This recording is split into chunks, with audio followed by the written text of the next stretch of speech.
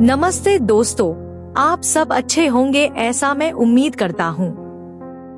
आज मैं आपके लिए जो फिल्म लेकर आया हूँ वह है 2025 में रिलीज हुई एनाकोंडा। यह एक फुल एंटरटेनमेंट फिल्म है जिसमें एक्शन और कॉमेडी का जबरदस्त मिश्रण देखने को मिलता है। तो चलिए फिल्म के अंदर जाने से पहले नीचे दिए गए सब्सक्राइब बटन और लाइक बटन को दबाना मत भूलिए। अब बिना समय बर्बाद किए फिल्म की कहानी शुरू करते हैं।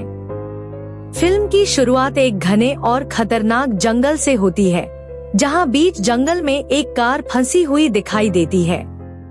उस कार के अंदर एक लड़की और उसका बॉयफ्रेंड होते हैं। उनकी हालत देखकर साफ समझ आ जाता है कि वे दोनों जंगल में बुरी तरह फंस चुके हैं। वहां से निकलने के लिए दोनों मिलकर एक प्लान बनाते हैं। तभी लड़की कहती है कि अगर हम अभी बाहर निकले तो सुरक्षित नहीं रहेंगे, क्योंकि यह जंगल बहुत ही खतरनाक है। लेकिन लड़का उसकी बात नहीं मानता। कार से उतरकर पास में खड़ी बाइक लेकर वहां से भागने की कोशिश करता है। उसी समय दूर से माइकल नाम का एक आदमी काफी देर से उस लड़की पर नजर रखे हुए होता है। जैसे ही वह लड़की बाइक से भागती है, माइकल और उसके साथी उसका पीछा करने लगते हैं और किसी भी तरह उसे पकड़ने की कोशिश करते हैं, लेकिन वह उनसे बच निकलती है। आगे जाकर वह बाइक छोड़ देती है और पास में खड़ी एक नाव में बैठकर वहां से भाग जाती है। माइकल और उसके आदमी भी उसी तरह दूसरी नाव लेकर उसका पीछा करते हैं। तभी अचानक पता नहीं कहां से एक बेहद विशाल अनाकोंडा आता है और उनकी नाव पर हमला कर देता है। वह एक आदमी को मारकर उसे घसीटते हुए ले जाता है। इसी डरावने और शॉकिंग सीन के साथ फिल्म की शुरुआत होती है। इसके बाद सीन कट होकर हमें कैलिफोर्निया ले जाया जाता है, जहां हमारे पसंदीदा जैक ब्लैक को दिखाया जाता है। वह एक वेडिंग वीडियोग्राफर होता है और शादियों में वीडियो शूट करके अपनी जिंदगी चला रहा होता है। वह एक नए शादीशुदा कपल को कुछ अलग और अनोखा करने का आइडिया देता है, जैसे पानी के अंदर जाकर मगरमच्छ जैसा सीन शूट करना। लेकिन कपल उसे डांट देता है और कहता है कि हमें ऐसे नए नए एक्सपेरिमेंट नहीं चाहिए, जैसा तुम पहले अपने क्लाइंट्स के लिए शूट करते हो वैसा ही काफी है। फिर सीन कट होता है और एक और आदमी को दिखाया जाता है, जो इस फिल्म का मुख्य नायक होता है। वह कोई बड़ा स्टार नहीं होता, बल्कि छोटे मोटे रोल करता रहता है। वह एक कारवैन में तैयार हो रहा होता है और उसे सिर्फ एक छोटा सा डायलॉग दिया जाता है, लेकिन वह उसे भी ठीक से नहीं बोल पाता। इस वजह से डायरेक्टर गुस्सा होकर उसे सेट से बाहर निकाल देता है। मायूस होकर निकलते समय उसकी नजर 1997 में रिलीज हुई एनाकोंडा फिल्म के प्री रिलीज पोस्टर पर पड़ती है। 2 दिन बाद उधर हमारा वीडियोग्राफर अपना काम खत्म करके अपनी पत्नी के साथ घर लौटता है। तभी उसे एक सरप्राइज मिलता है। उसका जन्मदिन होता है और उसके सभी करीबी दोस्त मिलकर उसके लिए बर्थडे पार्टी रखते हैं। यह देखकर वह बहुत खुश हो जाता है। इस पार्टी में उसके पुराने दोस्त मिलते हैं, एक बैंक में काम करने वाला दोस्त, एक लॉयर दोस्त और उसका जिगरी यार यानी हमारा हीरो। कई सालों बाद सब दोस्त मिलते हैं और अपने बचपन की यादें ताज़ा करने का फैसला करते हैं। वे मिलकर अपने बचपन में बनाई गई एक मॉन्स्टर शॉर्ट फिल्म देखते हैं। उस शॉर्ट फिल्म को डायरेक्ट किसी और ने नहीं, बल्कि वही वीडियोग्राफर ने किया होता है। स्क्रीन पर खुद को बचपन में देखकर सब इमोशनल हो जाते हैं। उस शॉर्ट फिल्म में स्टीव ने मॉन्स्टर का रोल किया होता है और हीरो तथा एक लड़की ने मुख्य किरदार निभाया होता है।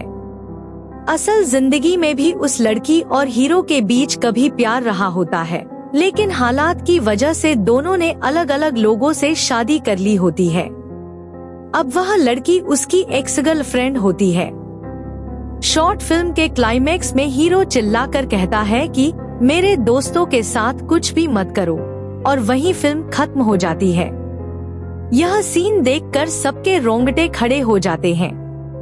बर्थडे पार्टी खत्म होने के बाद अगली सुबह हीरो सबको लेकर एक रेस्टोरेंट जाता है। वहाँ बातचीत के दौरान वह बताता है कि एनाकोंडा फिल्म एक जापानी नॉवेल से प्रेरित थी।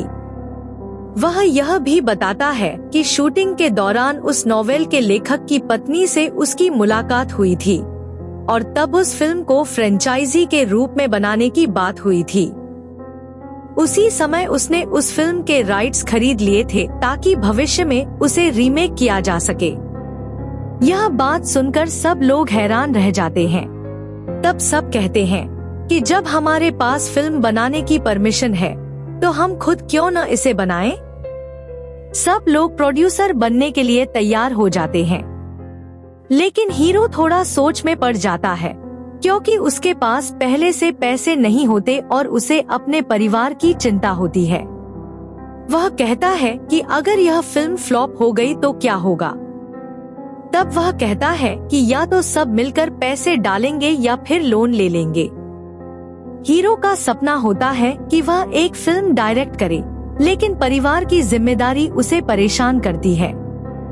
दोस्त उसे समझाते हैं और घर भेज देते हैं। घर जाकर वह देखता है कि उसका बेटा खुशी खुशी खेल रहा है। उसकी पत्नी उससे कहती है कि चाहे उसे पता हो या नहीं, लेकिन उसे एक बड़ा मौका मिला है और वह पूरी तरह उसका साथ देगी। वह कहती है कि चाहे नाकामी मिले या सफलता, कोशिश करना जरूरी है। यह सुनकर हीरो फैसला कर लेता है कि वह यह फिल्म बनाएगा। इसके बाद वह अपने दोस्तों के साथ मिलकर फिल्म की स्क्रिप्ट लिखना शुरू करता है। बचपन की उस शॉर्ट फिल्म के बाद अब वह एक लो बजट लेकिन शानदार एनाकोंडा फिल्म बनाना चाहता है। बजट के लिए वे बैंक से लोन लेते हैं और उन्हें उम्मीद से आसानी से लोन मिल भी जाता है। फिर वे शूटिंग के लिए लोकेशन तय करते हैं और ब्राजील को चुनते हैं क्योंकि यह पूरी तरह सांपों और जंगलों से जुड़ी कहानी होती है। शूटिंग के लिए उन्हें एक असली सांप चाहिए होता है। स्टीव अपने एक जानकार दोस्त से एक बड़ा अजगर लाता है। वह बताता है कि यह जहरीला नहीं है, लेकिन अगर यह किसी को जकड़ ले तो जान ले सकता है, इसलिए सावधानी जरूरी है। सब लोग ब्राजील पहुंचते हैं।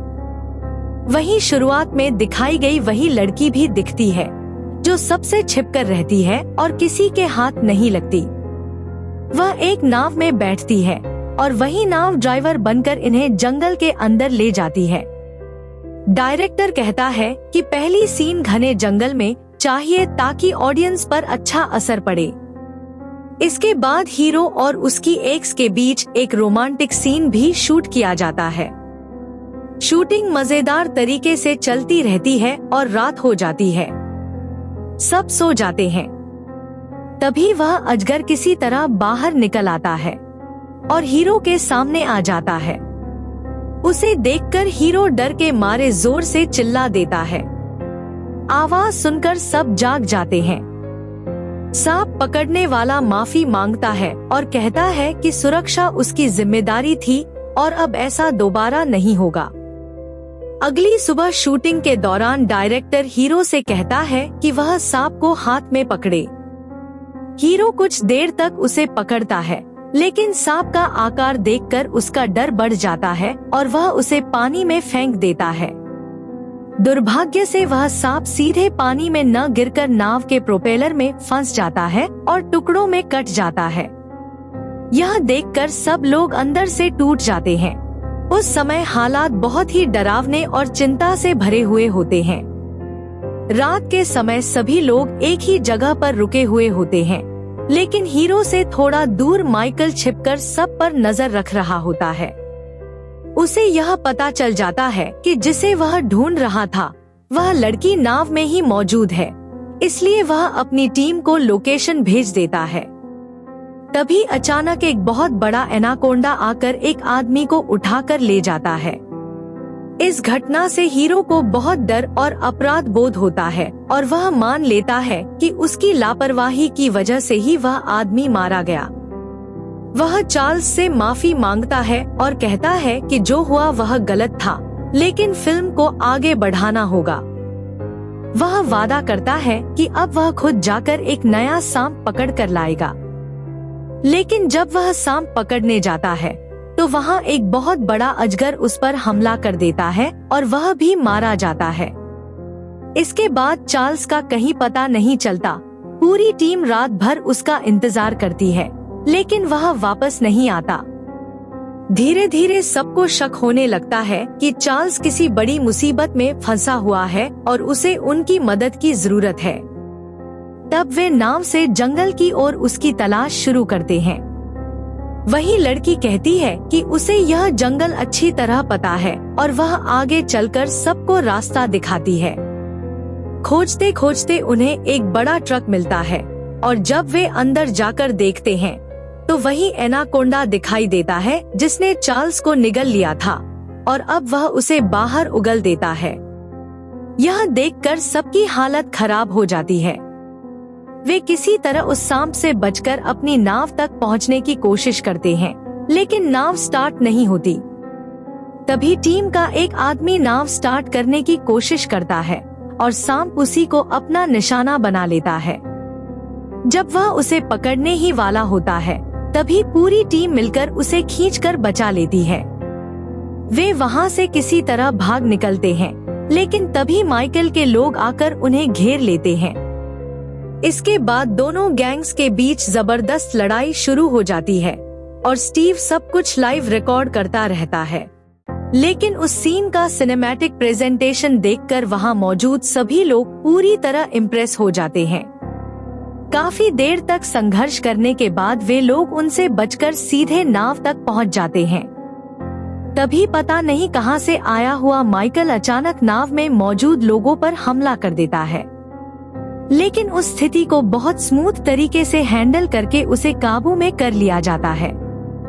फिर सब लोग सोचते हैं कि यहाँ से जाना हमारे लिए अच्छा नहीं है, इसलिए इसी द्वीप के रास्ते एयरपोर्ट पहुंचकर सब बचकर निकल जाए। इसके बाद डायरेक्टर कहानी को बदलकर लिखता है। वह कहता है कि हीरो की जगह सिर्फ एक्शन ही काफी है और हीरो को हटाकर एना को डाल देता है, क्योंकि उसके दिमाग में यह चलता है कि फीमेल एक्ट्रेसेस वाली फिल्म ऑस्कर तक जाएगी। अब कहानी बदल जाती है। हीरो और उसकी एक्स गर्लफ्रेंड को साथ में जंगल में खजाना ढूंढने के लिए भेजा जाता है। वहाँ वे खतरे में फंस जाते हैं और हीरोइन को बचाने वाला सीन लिख दिया जाता है। यह सुनकर हीरो को बहुत मन कष्ट होता है। रात में वह अपने दोस्त के पास जाकर झगड़ा करने लगता है। वह कहता है कि मैं ठीक से एक्टिंग नहीं करूँ तो क्या इसीलिए मुझे हीरो का रोल भी नहीं दोगे? बीच में आई एक औरत के लिए मुझे निकाल दिया। मैं ही था जिसने एक साधारण वेडिंग वीडियोग्राफर को यहाँ तक पहुँचाया। क्या तू यह भूल गया? दोनों के बीच बहस शुरू हो जाती है। तभी उनके पास एक बहुत बड़ा जहाज आकर रुकता है। उस जहाज में पुरानी एनाकोंडा फिल्म में काम कर चुके आइस क्यूब और जेनिफर समेत कई दूसरे लोग और असिस्टेंट डायरेक्टर भी होते हैं। पता चलता है कि वे 1977 की सोनी की एनाकोंडा फिल्म को फिर से रीमेक करने आए हैं। यही हीरो की टीम के लिए बड़ा ट्विस्ट आता है। हीरो कहता है कि उसने उस फिल्म के कॉपीराइट खरीद लिए हैं और अब हम यह फिल्म बना सकते हैं, लेकिन असल में ऐसा कुछ भी नहीं हुआ होता। जब सब लोग उसे डांटते हैं तब वह मान लेता है कि उसने गलती की है। वह कहता है, अगर मैंने झूठ नहीं बोला होता तो तुम लोग अपनी बोरिंग लाइफ से बाहर ही नहीं निकलते। इस पर सब लोग उसे कहते हैं कि तुमने जो भी कहानी सुनाई हो, हमें धोखा देकर यहाँ लाए हो। अब हमारे सामने मत खड़े रहो, यहाँ से चले जाओ। गुस्से में हीरो अकेले एक छोटी नाव लेकर चला जाता है। थोड़ी दूर जाने के बाद वह देखता है कि जो बड़ा जहाज थोड़ी देर पहले उनसे आगे निकला था, वह पूरी तरह टूटकर पानी में पलटा पड़ा है। उस जहाज में गए सारे लोगों को एनाकोंडा निगल चुका होता है। यह देखकर हीरो को खुद पर यकीन नहीं होता। वह घबराकर फिर से भागता हुआ अपने दोस्तों के पास लौटता है।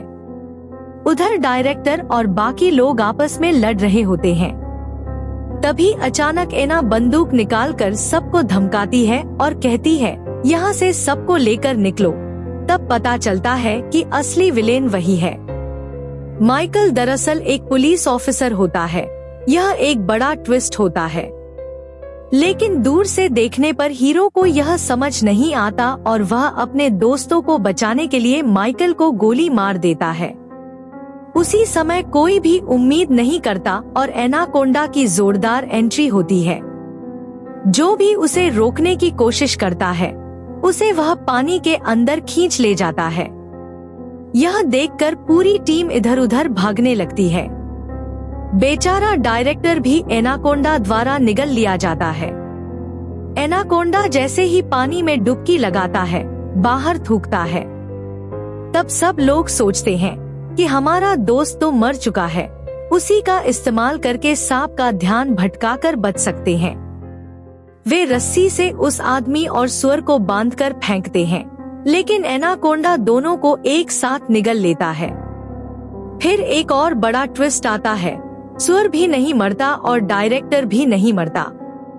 अचानक एनाकोंडा सूंघते हुए उनकी तरफ बढ़ता है। सब लोग भागने लगते हैं। पीछा करते हुए वह सुअर को पकड़ लेता है और डायरेक्टर बच निकलता है। वे सब भागकर एक पुराने फिल्म सेट पर पहुंचते हैं। वहीं 1997 की एनाकोंडा फिल्म के हीरो आइस क्यूब से उनकी मुलाकात होती है। अब सब मिलकर एनाकोंडा को मारने की योजना बनाते हैं। वे जोरदार आवाज करते हैं ताकि सांप बाहर आए। सुअर भी सेट के अंदर आ जाता है। सारे बम तैयार रहते हैं। पहली बार धमाका चूक जाता है। फिर हीरो अपने बचपन में कहीं बात याद करके बंदूक उठाता है और कहता है, जब तक मैं जिंदा हूँ मेरे दोस्तों को कोई कुछ नहीं कर सकता। वह पास में लगे गैस पंप पर गोली मारता है। एक जोरदार धमाका होता है और एनाकोंडा मर जाता है। अंतिम सीन में असली फिल्म का राइट्स रखने वाला डायरेक्टर आता है और कहता है, तुमने मेरी फिल्म बिना अनुमति के बनाई है, लेकिन अगर तुम दूसरी फिल्म बनाना चाहो तो मैं तुम्हें परमिशन दूंगा। यह सुनकर सब बहुत खुश हो जाते हैं और इसी के साथ फिल्म खत्म हो जाती है। बस दोस्तों, यही था। फिल्म कैसी लगी कमेंट में बताना। फिर किसी और फिल्म के साथ मिलेंगे दोस्तों। बाय।